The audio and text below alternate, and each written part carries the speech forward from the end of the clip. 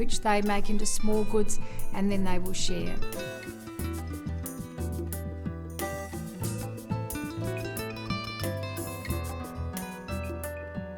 To create a classic pasta dish, of course you need pasta.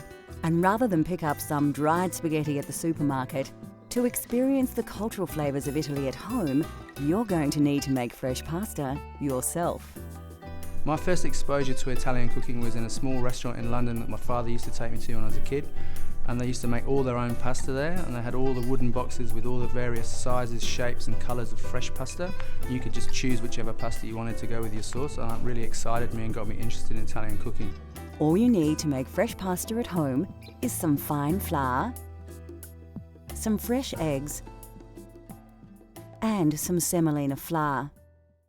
First, take your flour and gently tip it out onto your workspace.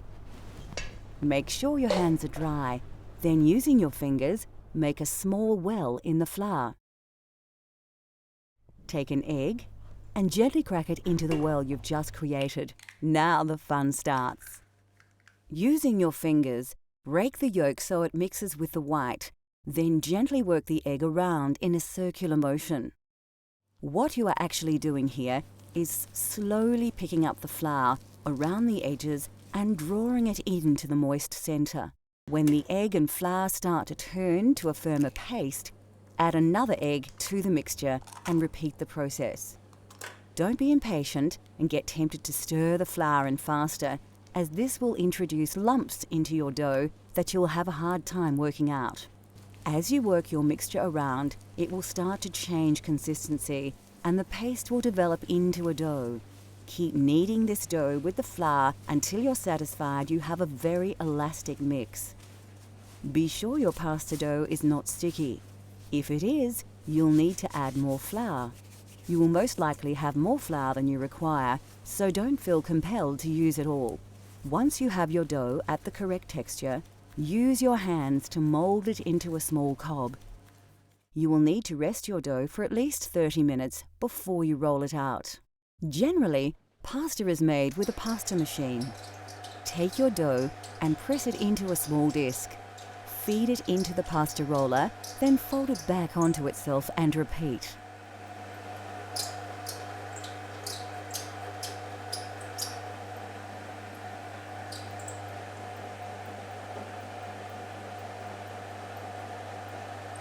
Keep rolling the pasta dough out until you have a long, thin sheet of pasta ready for cutting.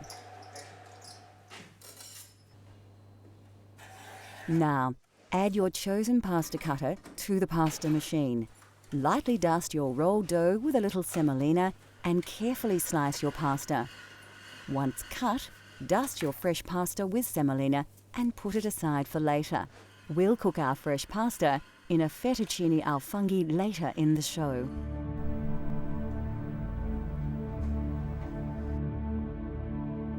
Anybody who has eaten Italian food will recognize the essential herbs and spices that add unmistakable characteristics to any dish. The most common herb in Italian cooking is basil. Crushed basil leaves combined with oil, garlic, and pine nuts create the famous pesto sauce. Basil is regarded as the perfect complement to the flavor of tomato sauce and works well with pasta. Another herb used widely in Italian cooking is oregano. Offering a complementary flavor to basil, it is also commonly used in tomato-based dishes. Of course, garlic features heavily in Italian cooking right across the country. Fennel seeds lend a distinctive aniseed flavor to roasted meat or fish. Rosemary makes a wonderful addition to roasted meats and vegetables. Often included in salads and dressings, sage is probably most famous as the key herb in saltimbocca. Italian parsley is recognizable by its distinct flat leaf. Parsley is used in many meat dishes, soups and stocks. Italian food is most richly flavored with herbs, but of course some spices do feature prominently. Coarse sea salt is used across the nation, although some regions, like Tuscany, use it very sparingly. Fresh dried black peppercorns, saffron, and coriander feature prominently. Nutmeg is used in savoury dishes and desserts, and vanilla is a popular dessert spice. Ginger is rarely used in Italy, although it is very popular in the Apulia and Basilicata regions, showing just how diverse the cultural flavours of Italy are. Still to come on Cultural Flavours, Italy. We turn our freshly made pasta into a delicious mushroom taste sensation, and we discover the secret of making perfect, authentic Italian coffee. In Italy, wild mushrooms have always been a favourite part of the local cuisine. With mushrooms available everywhere, anybody can make this dish at home. You may even want to splash out on a famously expensive ingredient. The mushrooms have got a beautiful aroma, so they're able to put them in all sorts of dishes. They might cook it up as an omelette for the younger family, or pop it into another slow cooked meal so that it can be used in very many different ways. They'll actually even put them into some sort of cheese, especially the truffles, so that they can continue to have the truffles mature in their lovely cheese.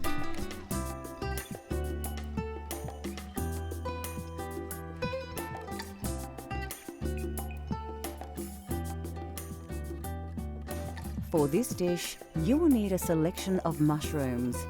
You can use fresh local varieties or a combination of fresh and dried.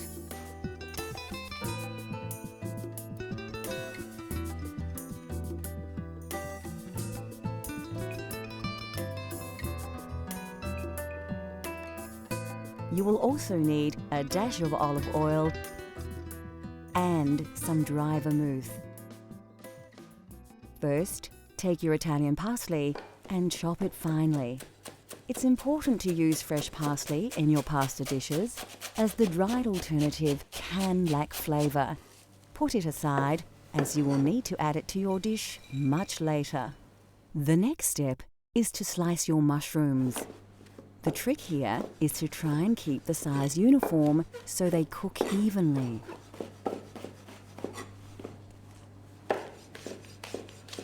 Remove your dried mushrooms from the water and squeeze off the excess moisture. Then chop them evenly. Keep the water, you will need it later. Take the stalk of celery and remove the leaves. Chop into lengths, slice along the grain, then finely dice into small blocks to avoid large chunks of this strongly flavoured vegetable masking the delicious mushroom flavours. Next, chop your garlic and slice your red onion. Put the ingredients aside and heat up your pan. So, to prepare the sauce, we're going to start with a nice fry pan, a little bit of oil. I want the oil to get nice and hot, almost smoking. The first thing we're going to add is our mushrooms, so they get a nice bit of colour on them. Brings out all the nice flavours, so they don't go soggy. After the fresh mushrooms have braised a little, add the dried mushrooms, then the celery, onion and garlic, and a sprinkle of salt. Reduce the heat and cook it gently to bring out all the combined flavours. Add a dash of vermouth and some of the liquid stock you had the dried mushrooms in, and your Italian sauce will be taking shape. Next, add the butter and cook on a gentle heat with the juices. When the butter emulsifies, it will produce a nice rich sauce. Finally, add your chopped Italian parsley and stir it right through the sauce. Then set it aside to rest while you cook your pasta. Put your heavily salted water on the boil. Ensure that it is a strong, rolling boil before adding the fresh pasta you prepared earlier. Stir it around a little to prevent the pasta from sticking together. Fresh pasta won't take long to cook, about 3 to 5 minutes. Drain your pasta in a colander and put your sauce back on the heat. Make sure it is very shiny. You can add more stock or butter to get your sauce to the desired consistency. Add your drained pasta to the sauce in the pan and stir through. Make sure you have covered the pasta entirely with your mushroom sauce. Then you are ready to serve. Grate some Parmigiano Reggiano, commonly known as Parmesan cheese, over the dish. Just enough to give it some bite and some extra saltiness, but not so much it causes the dish to go gluggy. Finally, if you have them, shave some black truffle over the dish just before serving. Now, enjoy your authentic fettuccine al funghi.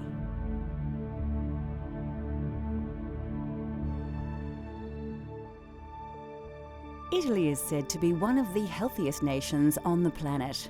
And this is in large to do with a healthy diet, rich in vegetables and vegetable oils. Of course, the most important vegetable in Italian cooking is the tomato. There are many varieties of tomato that are used in soups, sauces and pasta dishes. Brought to Italy in the 18th century, the tomato has become synonymous with Italian cuisine. The Italians love fresh vegetables and are famous for their salad dishes. Brought to Italy in medieval times, cucumbers are now part of Italian culinary culture. Root vegetables like carrots, radish, turnips and beetroot all feature prominently in Italian cuisine, as do onions and leeks.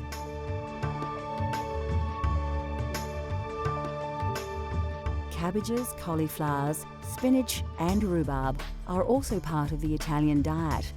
Squash and pumpkins are often used as an accompaniment. Bell peppers and potatoes also have become part of Italian food culture. Melons, like cantaloupes named after the town of the same name near Rome, are often presented as a dessert. Asparagus is a common ingredient in many Italian dishes. Mushrooms are highly regarded in Italian cuisine, especially in the provinces in and around Tuscany.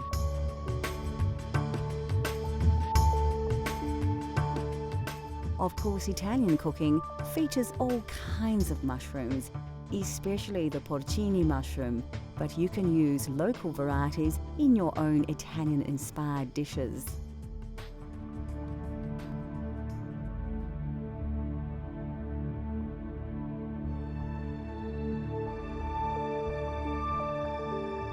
Coffee originated in the highlands of Ethiopia and quickly spread across the Islamic world during the Middle Ages. It was only introduced to Europe via Italy as late as the 16th century by Venetian merchants who had been trading with Muslims from the East. Yet, we must thank Italians for defining coffee culture as we know it today. Italians are deeply passionate about their coffee, so naturally the quality of bean is exceptionally important.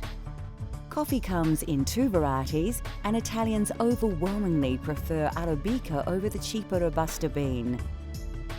Roasting beans changes their colour, taste, smell, and Italians enjoy a full roast bean, which are rich brown in colour and have a slightly oily surface.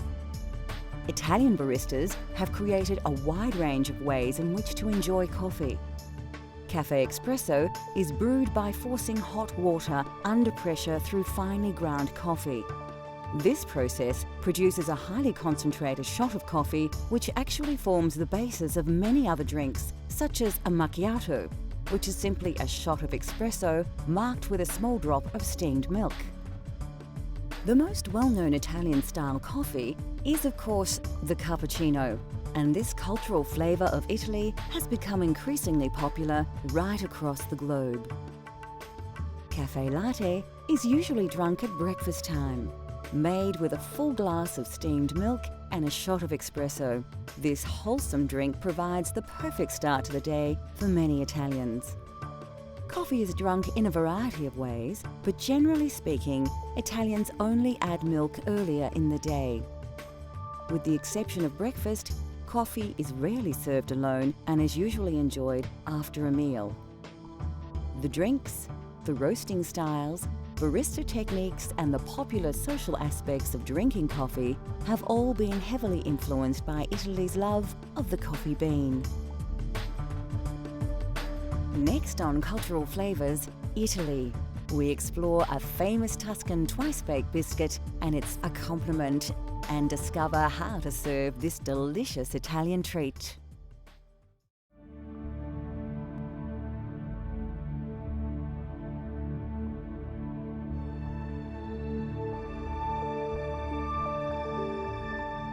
There are hundreds of types of pasta, but generally authentic pasta is made from durum wheat flour or semolina, which accounts for its yellow tinge. Durum wheat is believed to have been introduced to Sicily by the Arabs in the 7th century, and pasta has become the national dish of Italy. Of course, fresh is best.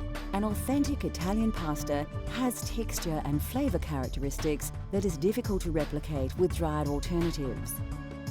Having said that, there are a multitude of dried pasta options that keep well, so it has become a staple in many kitchens across the world.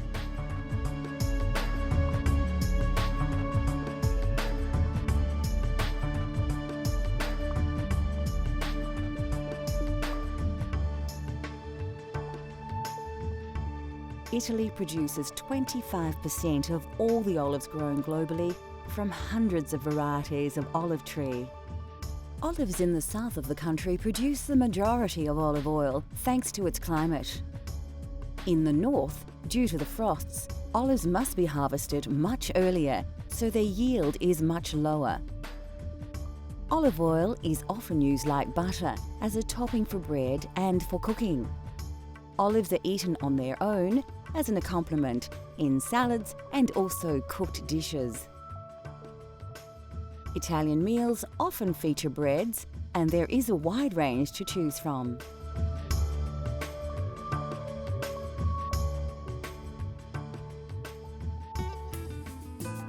Italian food is rich with tradition, and there are few foods more traditional than biscotti. Tuscany, they love their biscotti.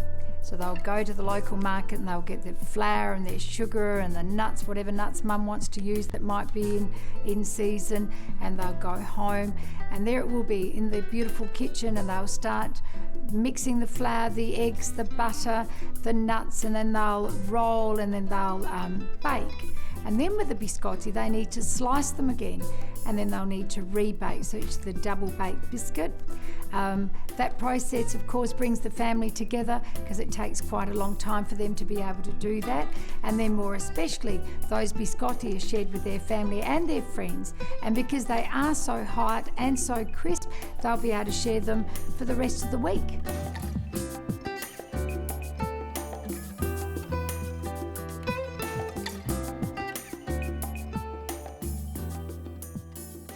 You won't need to look too hard for the ingredients in this recipe.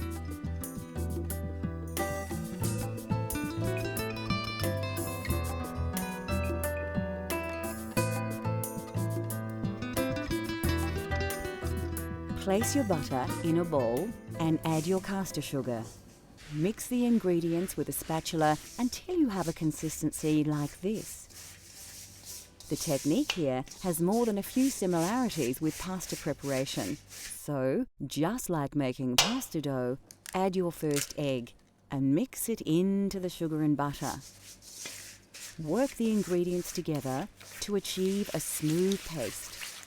Do the same with all the eggs until you have a fairly liquid, smooth and even paste. The next step is to add your flour, but only a little, and mix it through. Just like the pasta, you don't want to add all the flour at once. This technique ensures you have a lump-free mixture. As you add the flour, it develops a more dough-like texture, but still a liquid. This is the time to add the other ingredients. Put your lemon zest and nuts in and give it a little stir. You will soon realize that mixing with the spatula is no longer an option, and you will have to get your hands in. If your dough is still very sticky, add a little more flour until you can comfortably pick up the mixture without it falling and drooping from your hands.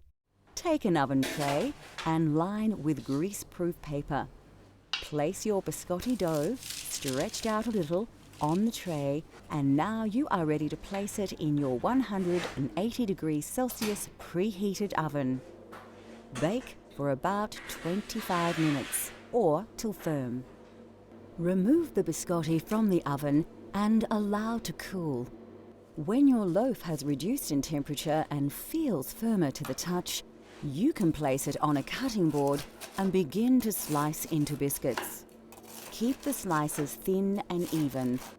Lightly dust your papered oven tray with caster sugar and place the cut biscuits on the tray. Proceed to dust these with a little more caster sugar. Place back in the oven at 160 degrees Celsius for about 10 minutes. Your biscotti is now ready to serve, and there is no better way to enjoy biscotti than the traditional way. Although delicious on its own, biscotti is traditionally served with Vinsanto, or holy wine. You dip the biscotti into the Vinsanto and eat the biscuit, then dip again. Biscotti and Vinsanto are cultural flavour of Italy that you can enjoy at home. In a world where food is more often just consumed rather than savoured, Italian cooking has shown the way with simple, elegant dishes, uncomplicated flavours, and lightly seasoned sensations. Join us next time as we take you on another gastronomic journey so you can experience the tastes of the globe at home.